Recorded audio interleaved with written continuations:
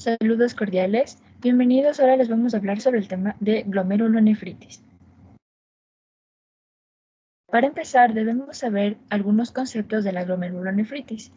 Esto se trata de enfermedades del glomérulo. La glomerulonefritis se define como una de las glomerulopatías de mecanismo inmunológico, que inicialmente afecta al glomérulo, pero posteriormente puede verse implicada el resto de la estructura de la nefrona. Por lo tanto, aquí conviene lo que es conocer varios conceptos anatomopatológicos. Además, otros conceptos se dan como la lesión segmentaria y lesión global. Dentro de un mismo glomérulo, si solo se trata de un segmento del mismo que está afectado, se trata de una lesión segmentaria. Y si está afectado lo que es todo el glomérulo, es una lesión global. Este tipo de lesiones, tanto focal y la lesión difusa, al hablar de estas, la focal se caracteriza por afectar menos del 50% de los glomérulos que están aquí lesionados. Y esto se localiza mediante una biopsia, mientras que cuando está afectado más del 50% se trata de una lesión difusa. Ya, al hablar de la epidemiología, en la glomerulonefritis son más frecuentes de lo que es en varones, excepto en lo que es una glomerulonefritis membrano-proliferativa, ya que esta no presenta diferencias por sexo. En la infancia, las dos glomerulonefritis más frecuentes van a ser la de enfermedad de cambios mínimos. Esta es más frecuente y la causa también del síndrome nefrótico en los niños y también la posinfecciosa. La glomerulonefritis más frecuente es en el área mediterránea. Esto es típico en el adulto de la que es la tipo mesangial inmunoglobulina A. También se conoce como la enfermedad de Berger. La causa más frecuente del síndrome nefrótico en adultos es la glomerulonefritis membranosa. Esta generalmente es idiopática, aunque puede asociarse a diversas situaciones. En la glomerulonefritis segmentaria y focal, esta es más frecuente en el riñón trasplantado. La glomerulonefritis membrano-proliferativa y la mesangiocapilar tipo 2 es la que más frecuente recurre en lo que es el riñón trasplantado, el 50 al 95% de las series. Ya, para el diagnóstico diferencial de la hematuria según su origen debemos basarnos en lo que es las características generales y específicas. En la macroscópica vamos a ver lo que es el color y la presencia de coágulos. En la hematuria glomerular el color va a ser verdoso, pardo negruzco, uniforme durante la micción y aquí es ausente de coágulos. Y en la hematuria no glomerular este es un rosado rojo brillante, no uniforme durante la micción y el coágulo en cambio aquí está presente. En cambio en un examen microscópico los cilindros hemáticos en la glomerular sí puede existir y los hematíes dismórficos están en más del 80%. Mientras que en la hematuria no glomerular, aquí no existen cilindros hemáticos y sí menos del 20% de hematíes. Por último, en el índice eritrocitario, lo que es, va a existir aquí los acantocitos en más del 5% que van a estar ausentes. También vemos que el volumen corpuscular medio está menos del 60-70% y en la no glomerular está entre el 80 y el 100%. Y por último tenemos la proteinuria, que en la hematuria glomerular sí está y en la no glomerular no. En la clasificación, aquí vamos a ver la glomerulonefritis primaria y la glomerulonefritis secundaria. Las primarias van a ser aquellas en las cuales la enfermedad renal no es una consecuencia de otra enfermedad más general, mientras que en las secundarias estas van a ser aquellas que el glomérulo no es más que uno de los diversos órganos diana de una enfermedad sistémica, como puede ser el lupus y el eritematoso sistémico. También podemos ver los tipos de glomerulonefritis de acuerdo al mecanismo patogénico, que existen las glomerulonefritis sin depósitos inmunes, las glomerulonefritis con depósito de complejos formados en el mismo glomérulo y también lo que son la glomerulonefritis con depósito de insuficiencia cardíaca circulantes, que esta va a ser mucho más frecuente. Ya, en las glomerulopatías que cursan en cambio con hipocomplementemia, aquí tenemos las primarias, donde está más la tipo 1 y la tipo 2. También vamos a ver lo que es la post-estreptocócica y rápidamente progresiva, que es la tipo 2. En las secundarias, aquí vamos a ver lo que es las siglas LES, en donde significa que es por lupus, endocarditis, sepsis, shunt y lo que es crioglobulinemia. Y otras enfermedades renales como lo que es el ateroembolismo renal. Mientras que en la activación de la coagulación podemos encontrar glomerulopatías primarias y secundarias que se van a asociar a anticuerpos anticitoplasma del neutrófilo. Aquí tenemos los tipos C-ANCA y los tipos P-ANCA. C-ANCA quiere decir que es afectación a nivel citoplasmático y la proteinasa 3, mientras que las ANCA son polinuclear y mieloperoxidasa.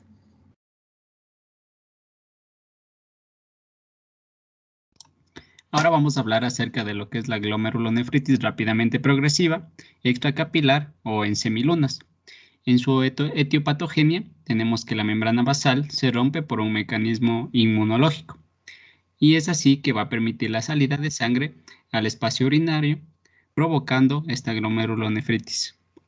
En la microscopía óptica existe una proliferación extracapilar y esta va a formar imágenes en semiluna que al crecer van a comprimir el glomérulo, causando la sintomatología común de esta glomerulonefritis.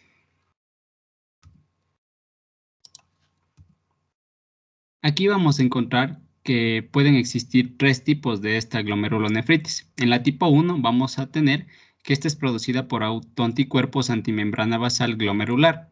Pueden dirigirse contra la membrana basal alveolar y esta puede ocasionar hemoptisis en el paciente como un efecto secundario. Mientras que en la tipo 2 tenemos que esta es producida por inmunocomplejos. Y existen casos primarios y también casos secundarios a otras patologías que aún no se encuentran establecidas. Mientras que en la tipo 3 se desconoce el mecanismo inmunológico por el que se produce, pero de igual manera existen casos primarios y otros casos secundarios como causa principal a vasculitis. En la clínica y diagnóstico tenemos que esta produce un síndrome nefrítico con fracaso renal agudo y puede existir hemorragia pulmonar. En el pronóstico, son datos de mal pronóstico la presencia de semilunas en la microscopía y la presencia de ANCA son indicadores de buen pronóstico. Mientras que en el tratamiento se utilizan corticoides y ciclofosfamida como un tratamiento oportuno y temprano. Y en casos graves se puede realizar una plasmaféresis.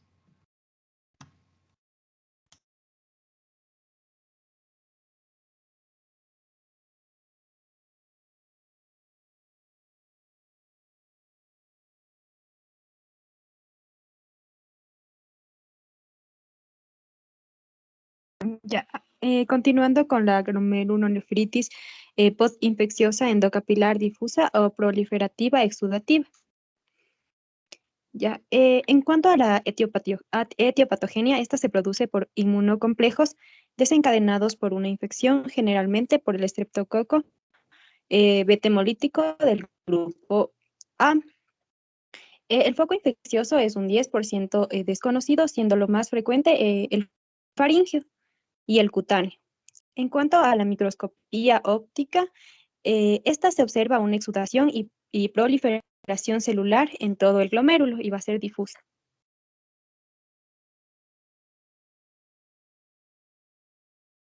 Ya.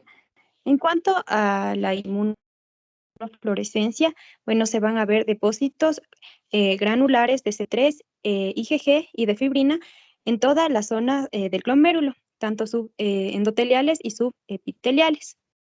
En cuanto al complemento, bueno, va a disminuir el C3 de manera transitoria y en la 8ª semana los niveles se van a normalizar.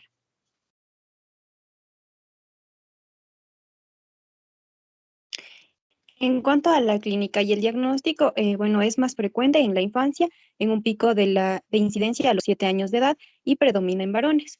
Y cursa con un síndrome nefrítico aislado.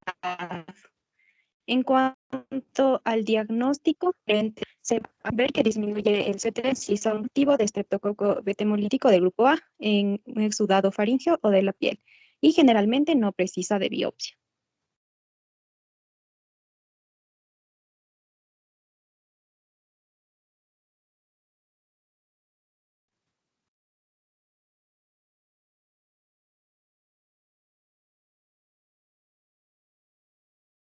Ya.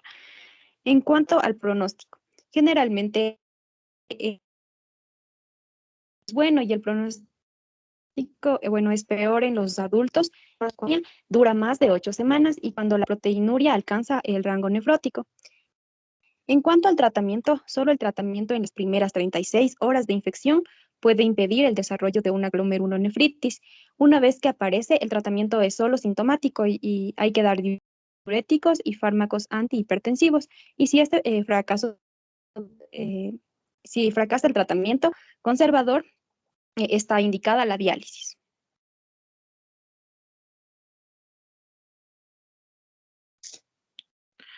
Bueno, siguiendo tenemos lo que es la enfermedad de cambios mínimos, nefrosis lipoide o también llamada enfermedad de los podocitos. Bueno, dentro de la etiopatogenia tenemos que generalmente no está clara. Se cree que la permeabilidad de la membrana basal se modifica por factores inflamatorios, mismos que pueden ser, o sea, y estas que permiten el paso de las proteínas que estimulan la función de los pedicelos. Aunque la causa más frecuente es idiopática. Existen también casos secundarios que pueden ser a fármacos, como por ejemplo los AINES, interferón o rifampicina, o también secundario a infecciones respiratorias, crisis atópica o neoplasias como el linfoma de Hodgkin, o también por infecciones víricas, como por ejemplo el sarampión.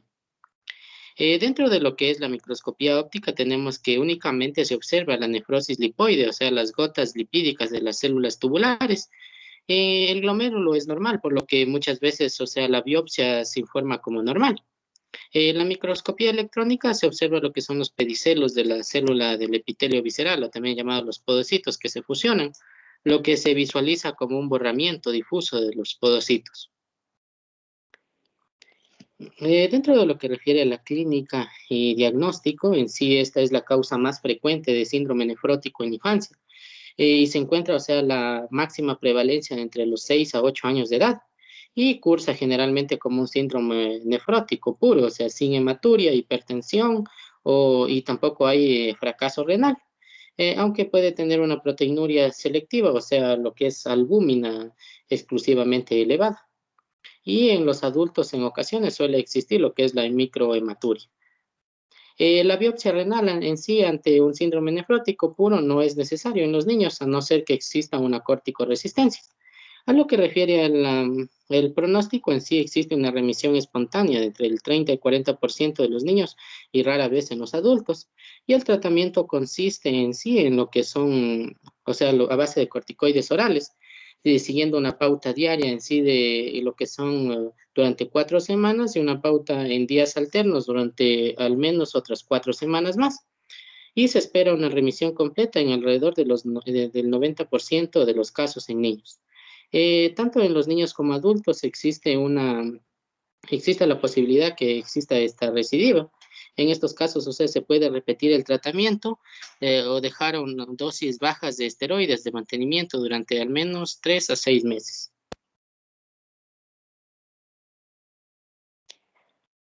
La glomerulonefritis membranosa.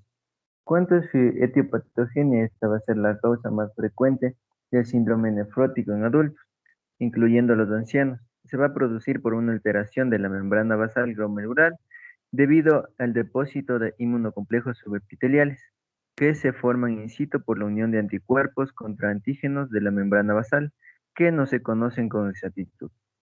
La causa más frecuente es primaria o idiopática. Las principales causas de glomerulonefritis membranosa secundaria van a ser tumores sólidos como el melanoma de pulmón, el colon, y por eso ante una glomerulonefritis membranosa en adultos siempre hay que descartar neoplasia. En las infecciones crónicas, el virus de la hepatitis B, paludismo, sífilis e hidatidosis. En las enfermedades autoinmunes hay que descartar el lupus eritematoso sistémico, en caso de los metales pesados, salvo el plomo. En fármacos como el captopril, la penicilamina y los sales de oro, y otras como la dermatitis herpetiforme. La clínica y el diagnóstico de esta patología, frecuentemente en el síndrome nefrótico en el adulto, es frecuente y es rara en niños. Puede existir también hematuria y en la evolución puede presentar una complicación característica que es la glomerulonefritis, que con más frecuencia produce trombosis de la vena renal.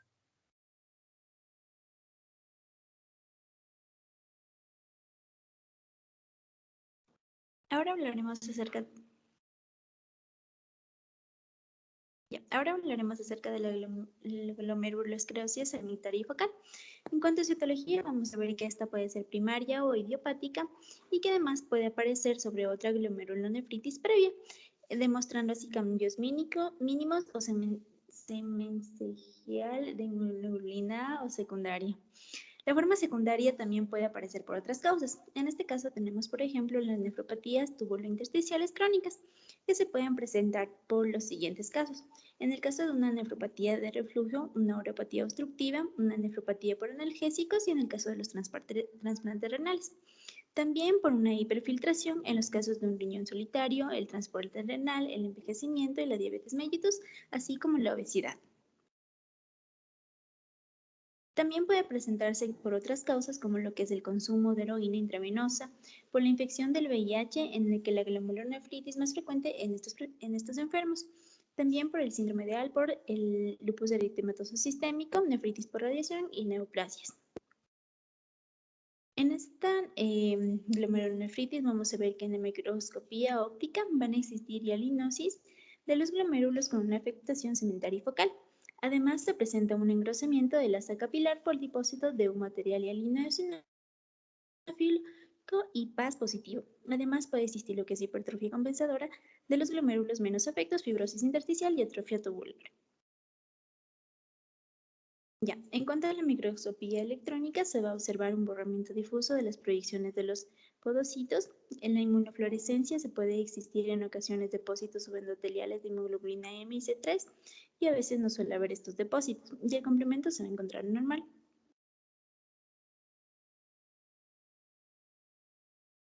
En cuanto a la clínica, en este caso se va a manifestar con un síndrome nefrótico no puro, generalmente de proteína no selectiva.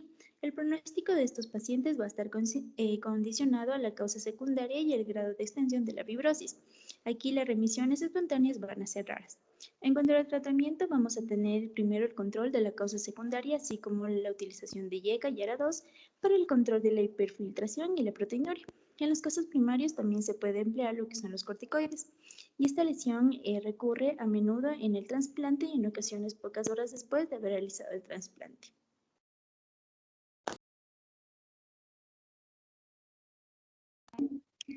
Continuamos con la glomerulonefritis membranoproliferativa.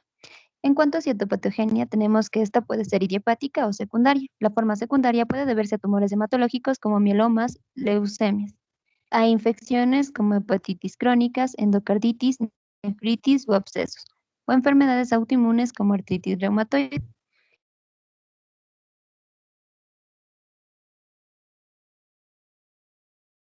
Continuando con la clasificación, tenemos que existen dos clasificaciones. La primera está en función de los depósitos en la microscopía electrónica y se clasifica en tres tipos. Tipo 1, depósitos subendoteliales, tipo 2, depósitos densos en la membrana basal y tipo 3, depósitos subendoteliales y subepiteliales.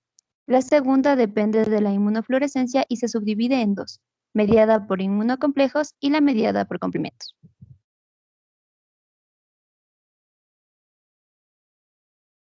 En cuanto a la clínica y el diagnóstico, los pacientes suelen ser asintomáticos presentando alteraciones en el sedimento. Con la evolución suele aparecer hipertensión arterial secundaria e insuficiencia renal progresiva. En la tipo 2 presenta con mayor frecuencia síndrome nefrítico y se asocia a anemias intensas. En cuanto al pronóstico, tenemos que cerca del 20% remite de forma espontánea, el 60% acaba desarrollando una insuficiencia renal y el tratamiento se basa en corregir la causa subyacente. El tratamiento es sintomático dirigido a la clínica predominante, pudiendo emplearse IECAS, ARA2, corticoides e inmunosupresores. Continuando, vamos a hablar sobre la glomerulonefritis mesangial de la inmunoglobulina A o enfermedad de Berger. En la hepatiogenia es típica del adulto joven como la causa primaria. En la microscopía óptica se puede evidenciar una proliferación mesangial focal o difusa. En la inmunofluorescencia vamos a evidenciar un depósito mesangial difuso de inmunoglobulina A y en el complemento este suele ser normal.